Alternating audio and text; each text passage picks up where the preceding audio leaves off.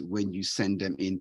Be sure to also go over to YouTube and find us there. We are Smooth 981 FM Lagos on YouTube. You can also catch the past edition of the show there if you miss it. So Ola, it's time for business. Yesterday, we talked about Sukuk issues and how possible it is to be part of it. But then we also drifted away to see how some ministers will be confirmed. 3 who were supposed to be part of the original 48, they were just like replacement. You dealt on that. But then we got into the issue of passports, crucial issues, and then related it to the ease of doing business or how it can affect business. We'd like you to walk us back into it, and then let's get into why it is back again this morning on the menu. Okay, fantastic. So yesterday we talked about the fact that there was a backlog of over 200,000 passports, and the minister had given a 2-week ultimatum for everything to be cleared, but I think it was achieved in 3 weeks. So in 3 weeks, all the passport backlogs have been printed out, like all the passports that have applied for have been printed out. So we're encouraging people to go and pick up their passports. But on the back of that, it was more about, okay, yes, this is a one-time event. Once the Interior Minister starts focusing on other things, we hope that we won't start sliding back to a 9 months, 10 months delay, right? We hope it's not a one-time event. And the fantastic thing is that we woke up this morning to see that the minister has come out to say that the timeline to get a passport from application to actual receipt will now be 2 weeks. And they've set up a system in-house to make that happen. I totally agree with you that someone seems to know his job and we are getting our value for our tax, right, in this ministry. And I think that's laudable because in all sense of fairness, right, having delays in getting your passport is a recent development. Like, I know how many passports I've renewed. This is like the first time that I'm hearing that it is such a hassle to get your passport out. It's taking months for people to get their passport out, right? So I do not think it's something out of the ordinary. I don't think it's something that even the passport immigration officials don't know what to do, right? It's just that they just need a leader who is committed to making things happen. And hopefully, I think we have the right person to ensure that this is sustained, right? And it's a laudable event. That's in the person of Tunji Ojo right now and the way he's burning for the job. Yes. Hopefully it stays that way. But I do believe that it will. Like, he has shown that he knows what he's supposed to do, right? And it doesn't cost him anything to do it. So yeah, hopefully passport issues are a thing of the past. Let's hope he doesn't take his feet off the gas pedal and then somewhere along the line gets comfortable with the job and then just we wonder what happens to the zeal and the zest with which he came on the job, as I've been seen in past times. But what's this gist about 5 billion US dollar yearly for tech startup? And that's relating to another minister who seemed to be talking, speaking the language of the ministry he was sent to, the digital economy minister. Talk to us about it. So yeah, the minister, Dr. Bosun Tijani, has come out to say that he would he's going to sort of develop the tech industry in Nigeria. But yeah, what he had actually said was that he would increase capital raised by Nigerian tech startups by 50% year on year. So he will be increasing by 50% up to 5 billion in 2027. And he's going to back programs that is focused on agri-tech, on commercial real estate tech, health tech, education tech, or ed tech as it's called, media tech, right? So he has some areas that he's going to focus on. And I think it is very good because we've seen that tech bros are doing a lot, are being very creative. We know that the future is technology. The world population is going from 7-8 billion, and there's estimates of us getting to 10 very soon.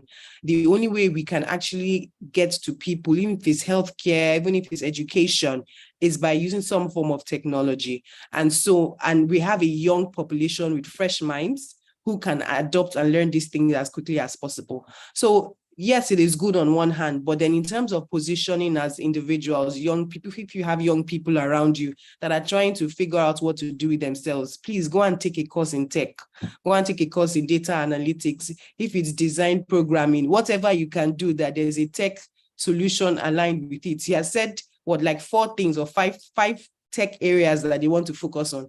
Pick the one that you can find your way around and plug in. Why? Because if there's cash coming, it means that if you position yourself well, you have a good solution, right? You can benefit from it. Another thing also that I think he said they were going to do is they're going to create like innovator hubs kind of thing. So, what happens with those innovator hubs is that it helps like hone your skill. The way you create something, but it might not, your solution is not all there needs to be for it to actually blossom, right? So they'll create those hubs, right, where people can actually nurture what that idea is, right, to a place where it can stand and be deployed. Another thing that he wants to do is wants to work with other ministries, right, such that you have a ready market for that solution. If you find a solution if you create a solution that is needed, so he's creating a good ecosystem. But the major thing is, there's no job, there's no work, all these things, the solution is go and find something to do in tech right now, because money is coming, therefore things will be better for you. If I'm to run with what you're saying, it just looks like Ola is saying the future is tech. Yeah. But if the future is tech, and this is what the lofty amount he hopes to bring in a number of years now, we ask ourselves, the needed infrastructure and the legislative framework, are they in place really to position us properly for these investments? So first of all, it's not really a lofty amount. In the context of the global situation, is very minute. It's very, very, very, very minute. And that's one thing that let's not make our exchange rates and Naira situation make us like lose sight of the reality of life, right? It's actually a very minute amount that I would say that offshore investors have the money and are looking for someone they can partner with to bring it in a structured way. And I think Dr. Tujani has the positioning to make it happen, right? And so if he creates a good platform, people will come on it. Now, the other thing about tech is that tech hardly needs regulation. It's one of those underdog things, right, that can slide in a lot of times without regulation, or that can ride on top of existing regulation. What do I mean? If you are creating a health tech company, right, the fact is that for you to create a proper health solution, you probably would have a pharmacist or a doctor or someone that is working with the tech person on it, right? Such that you would probably be riding on an existing something. Do you understand? So if you are doing a tech, whatever that is tracking people's health, tracking people's blood pressure, right? There's already a blood pressure machine that is approved. Maybe it's just the data collection to a particular whatever. They will now trigger a notification to a doctor. That's basically the idea, such that a lot of times you find that most time regulation follows the solution. So when the solution gets out of hand, then you now start saying, okay, we need to get regulation into this thing. But generally, tech is one of those underdog things that they just need free room. Just allow us to thrive. When we get to that point that we need regulation, it will be obvious to all that, okay, this thing needs to be regulated. And this drifts us into something else relating to health and tech in this aspect. The NHIA signs MOU with the local manufacturers to cut the medicine costs. And really, I'd like you to speak to that. So yeah, the National Health Insurance Authority. So I mean, if you remember last year, there was a health insurance document or bill that was signed, right? And on the back of that, I think there was some point also where everyone's supposed to sign up to national health insurance, right? Regardless of whether you have private insurance or not. But one of the issues that people had is that you go to the hospital, the price of the medication was too much compared to what the insurance was covering. So what this is that the National Health Insurance Authority has signed an agreement with some local pharmaceutical manufacturers and some drug management organizations. And the idea is that they want to bring down the cost of drugs, right, by 50%, right? I think it's one of those things, and I think it's going to affect 33 particular drugs, right? And it will have like the NHIA inscription on it to show that these are the partner drugs.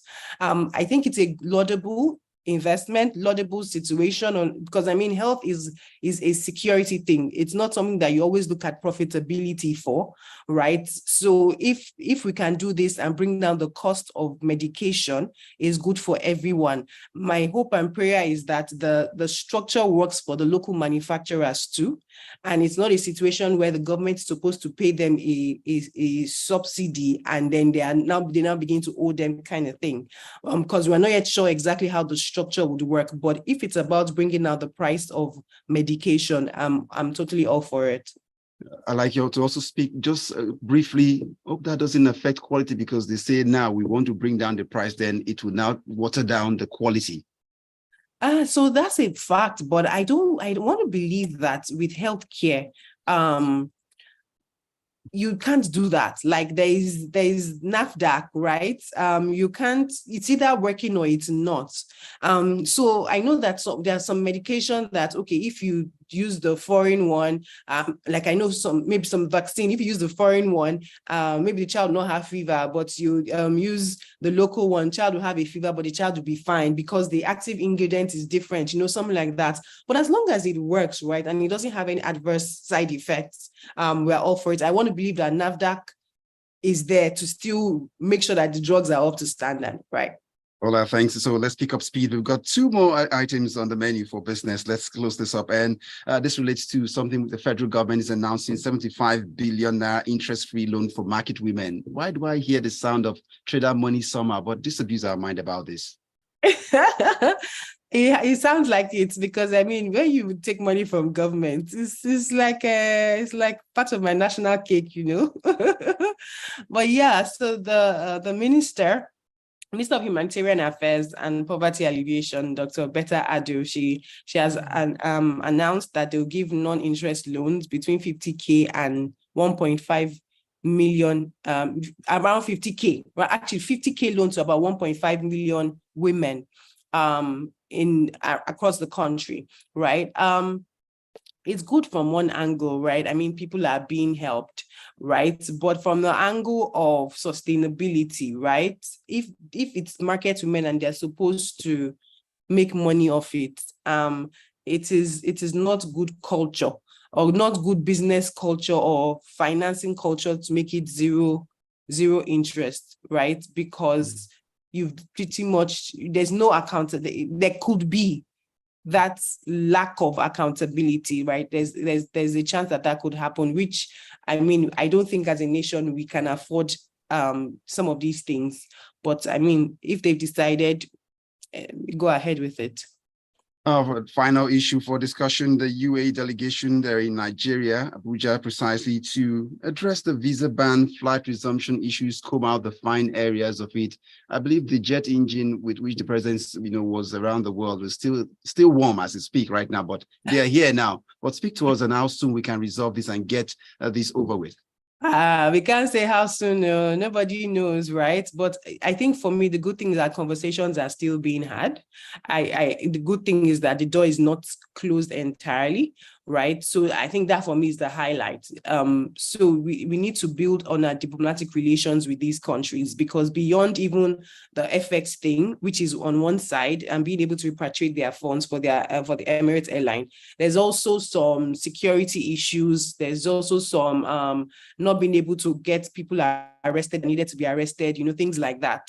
Those are things that, I mean, we should be able to fix. Those are low-hanging fruits, because why are you covering for a criminal? You understand, right? So I think for me, the good thing is that these conversations are being had. I think also that we would wait until the UAE comes out to formally announce that. Yes. Once beaten, twice shy. I guess yes, that because and let them formally announce on their platform that, okay, things have been resolved and the way forward, But then I think the good thing for us is that these conversations are being had, and we hope for the best. Ola, we've got clients waiting to get the messages in this morning. So one asking for your reaction to the 46 billion naira to banks to pay salaries, but I guess we might have to move that to tomorrow. We'll get that in, so because we are out of time. But let's get some more message. Benga Kamu says, just like Emefiele distributed money to farmers for Anchor Borrowers program, and later when the farmers were asked to pay back, the farmers said they thought it was grant. Shebi Edu was at Makoko in Akadu distributing palliatives. That's what Benga Kamu threw in this morning for us. And then I've got Tayo saying, I was a bit skeptical when the portfolio of Tunji Ojo was swapped to Interior. So far, he's proving his ability to swim despite the tide. After immigration, he should focus on corrections. The subsector needs cleansing. Yeah. And then it comes over now, Kehinde Olanigon comes in saying, what is important is the reasons for the usual delay in the issuance of passport. The minister should not just come out issuing statement, but rather investigate what use to cause the delay. There is need to curb excesses of the immigration officers, creating unnecessary bottlenecks. That's Kehinde. Thank you so much.